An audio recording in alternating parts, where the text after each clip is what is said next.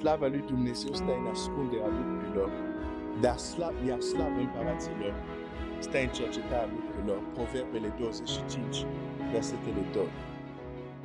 Poate unele lucruri care le aștept, unele lucruri care le dorești să vezi din partea lui Dumnezeu. Și Dumnezeu le vrea pentru tine, dar singurul lucru care fac să nu se întâmple este că nu te-ai dus la masă.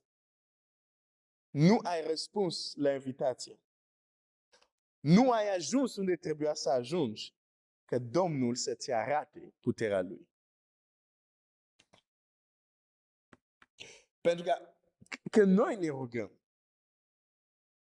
când noi cerem anumite lucruri, ceea ce cerem se poate traduce așa: Doamne, arată-mi puterea Ta. Doamne, arată slava. Când Domnul Iisus este în fața mormântului Lazar, hai să ne ducem acolo. Chiar am vorbit de el. Suntem tot în cartea Esterei. Vorbim de importanța de a sta la masă cu regelui sau de a răspunde la invitația regelui. Dacă vrei să vezi puterea, bogăția regelui. În Ioan vom citi așa. Domnul Iisus spune la un moment dat, la versetul 39, zice așa: dați piatra la o parte, a zis Iisus. Marta, sora mortului, i-a zis: Doamne, miroase greu, căci este mort de 4 zile. Iisus i-a zis: nu ți-am spus că dacă vei crede, vei vedea slava lui Dumnezeu?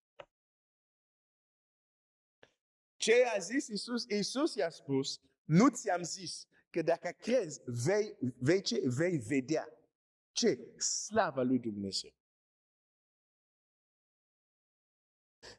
Deci Domnul Iisus spune aici, când s-a arătat puterea lui Dumnezeu, prin faptul că Biblia zice așa, mai departe zice așa: a luat piatra din locul unde zăcea mortul și Iisus a ridicat ochii în sus și a zis: Tată, îți mulțumesc că m-ai ascultat, știam că totdeauna mă ascult, dar vorbesc astfel pentru că norodul care stă împrejur, ca să creadă că tu m-ai trimis. După ce a zis aceste vorbe, a strigat cu glas tare: Lazare, vino afară!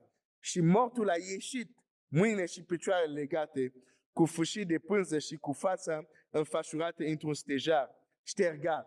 Stejar e un pom, parcă, nu? Șterga. Așa. Iisus le-a zis: dezlegați-l și lăsați-l să meargă. Mulți din iudei care veniseră la Maria, când au văzut ce a făcut Iisus, au crezut în el. Unii cred când văd manifestarea puterii lui Dumnezeu. La unii o să vii cu teoria, nu le interesează. Când vor vedea manifest puterea lui Dumnezeu, zic: da, Dumnezeul ăsta e Dumnezeu. Dar mă întorc la ce spuneam. Când el zice: vei vedea slava lui Dumnezeu, la ce se referă? La răspunsul la o rugăciune care el trebuia să o facă. La manifestarea puterii lui Dumnezeu. Problema Maria și Marta care era: fratele nostru a murit. Dacă ai fi venit un pic mai devreme când era bolnav, nu ar fi murit. Dar Iisus le invită să dea piatrele la o parte. De ce? Pentru că Iisus vrea să le arate ceva care ei nu știau despre el, și anume că el este învierea și viața. Dar spune așa: dacă crezi, vei vedea slava lui Dumnezeu. Cum au văzut slava lui Dumnezeu? Când el a zis: Lazar afară, și mortul a ieșit viu, atunci au văzut slava lui Dumnezeu. Mulți care au văzut asta, zice Scriptura, au crezut în el. De ce? Au văzut manifestarea slavei lui Dumnezeu.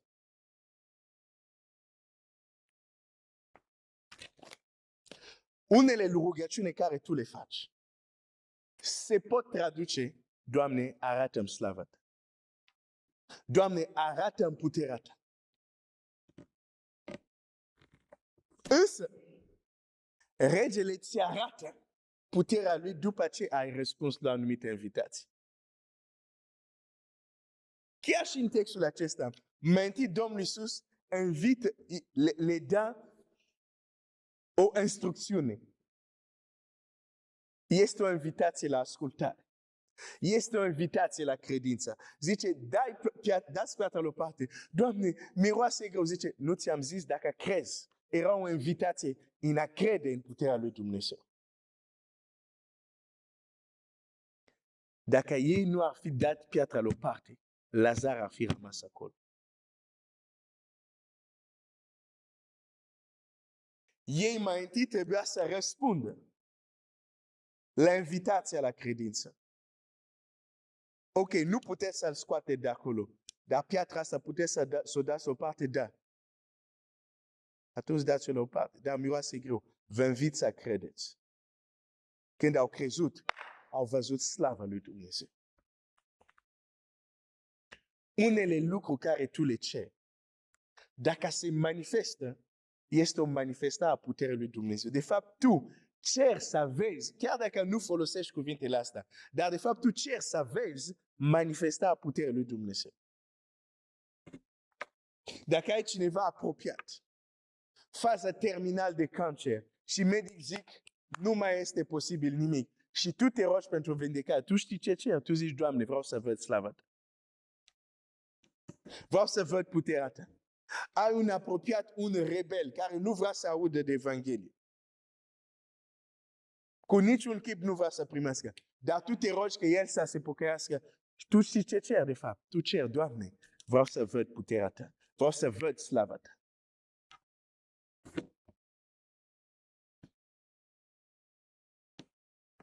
Însă, regele ți arată slava lui. Regele ți arată puterea lui. Doar după ce ai răspuns la o invitație.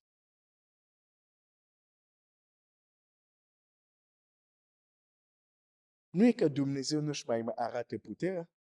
Noi, copiii lui astăzi, nu mai știm să răspundem la invitația lui Dumnezeu.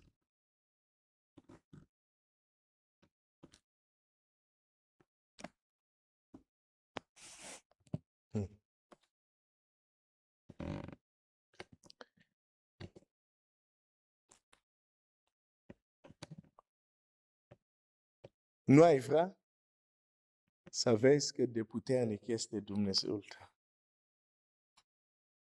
Nu ai vrea că Dumnezeu să ți arate. Când citim acolo în Estera, slujitorii, deși sunt slujitori împăratului, deși sunt domnitori în diverse cetăți, exista în palat niște bogății, niște comori de care ei nici nu știau că există. Abar n-aveau, cum se zice în limba română. Și totuși sunt slujitori împăratului. Putem fi copiii lui Dumnezeu. Și slava lui, noi suntem acum copiii lui Dumnezeu și ce vom fi nu s-a arătat încă. Vedeți ce dragoste ne-a arătat Tatăl, spune Ioan. Ca să fim numiți copii al lui Dumnezeu și suntem. Dar nu înseamnă că știm cât de puternic e Dumnezeu. Nu înseamnă că am văzut slava puterii lui. Și totuși El vrea să ne arate. Credeți că regele nu era bucuros să intre și aici, cu invitații lui și ei să spună, wow, pentru că le arăta. Mă cunoașteți pe mine, rege, dar nu știți ce am în comorile mele. Putem cunoaște Domnul Iisus, dar să nu știm ce are în comorile lui pentru noi. Zic din nou, poți să cunoști Domnul Iisus, dar nu știi ce are pentru tine în comorile lui. În bogăția slavei lui, în bogăția puterii lui. Maria și Marta îl cunoșteau pe Domnul Iisus. Îl cunoșteau. Știau că El vindeca. dar nu știau că El poate învia din morți după 4 zile. Deci poți să-L cunoști pe rege, dar nu știi cât de bogat este regele. Și nu știi ce a pregătit regele pentru tine. Pentru că atunci când ne uităm la acest text, pot să spun, Domnul Iisus a pregătit învierea pentru ei. De ce spun asta? Când citesc textul, aflam așa. Domnul Iisus află, știe că Lazar e bolnav. Dar Biblia zice, zăbovește, nu aleargă. Și la un moment dat zice, Lazar a dormit. Ucenicii n-au înțeles, zice, Lazar a murit. De ce nu s-a grabit? Când deja știa că Lazar e bolnav. Pentru că a zis, nu, am pregătit altceva acum. M-ați văzut vindecând. Vreau să vă invit să vedeți altceva care am pentru voi. Și când se duce acolo, zice, eu sunt învierea și viața, fratele tău va învia. Doamne, dacă ar fi fost aici, nu știu ce, zice, fratele tău va învia. Dar n-a crezut. N-a înțeles. Când vine, zice, da, știu, da, știu, da, știu. Dar de fapt nu știa. Și noi suntem la fel astăzi. Da, știm, da, știm, da, știm, dar nu știm. Nu știm ce Dumnezeu a pregătit pentru noi aici și acum. Ce vrea să facă aici și acum. Noi vorbim tot timpul de învierea morților. Exact ca ea. Ah, da, știu că îl vei învia. Învierea morților, acolo. Mulți creștini văd puterea lui Dumnezeu după învierea morților. Iisus zice, nu, sunt puternic aici și acum. Învierea morților o să fie acolo, dar deocamdată sunt și aici. Sunt cel care a fost, cel care este și cel care va fi. Pentru mulți creștini este cel care a fost, cel care va fi, dar nu mai este în prezent.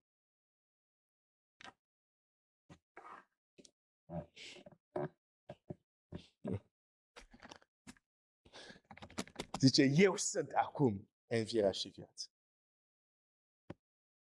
Dar noi nu putem vedea ce are Iisus Hristos pentru noi aici și acum, dacă nu știm să răspundem la invitația Lui.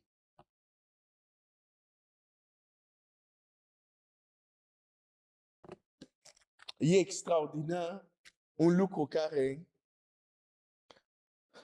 mereu a încurajat credința mea. Probabil eu semăn cu acești oameni despre care am citit. Când au văzut manifestarea puterii lui Dumnezeu, Biblia zice, au crezut în El. Și Biblia nu îi critică. Biblia nu le spune, voi ați crezut pentru că ați văzut că Lazar a înviat. Sunteți rei, sunteți creștini falsi. Biblia nu zice asta. Bine, unii teologi o să spună asta, dar Biblia nu zice asta. Unii trebuie să vadă. Chiar Pavel spune asta. Nu o să spun ce Dumnezeu n-a făcut prin mine, prin putere, prin semne așa, pentru a duce la Evanghelie. Deci unei cuvintele învățătorii e de ajuns, alții trebuie să vadă și manifestarea puterii lui Dumnezeu. Da. Mereu m-a încurajat să aud ce face Dumnezeu în viața copilor lui. Să aud lucrurile uimitoare. Să aud odată un pastor îmi zice, eram în mașină, am făcut accident, dar nu știu cum, m-am trezit pe iarbă și mă uitam la mașina mea bușită, dar nu știu cum am ajuns în iarbă și n-aveam nimic. Și când m-am dus la locul accidentului și zic, eu sunt cel care am fost în mașina, oamenii au zis, nu se poate. Îmi place să aud asta. Manifestarea puterii lui Dumnezeu.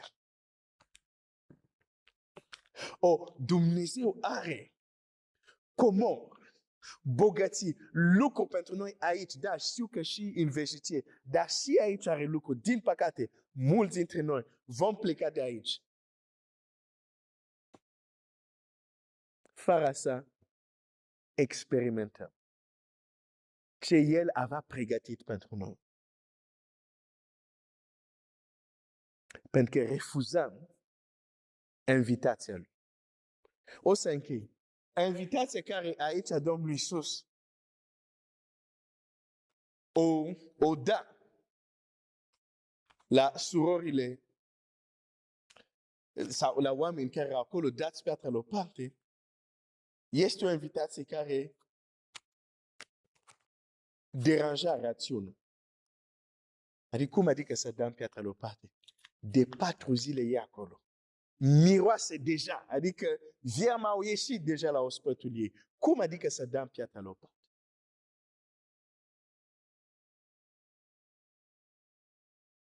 Cum adică să mă rog și munțile se pot deplasa? Cum adică să mă rog și imposibil poate deveni posibil?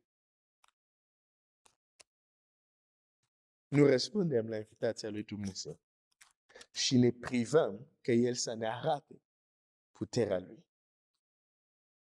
Unele rugăciuni nu le vezi, pentru că a le vedea înseamnă să vezi puterea lui Dumnezeu, însă tu nu te-ai dus unde Dumnezeu te-a invitat ca să poată să-ți arate puterea Lui.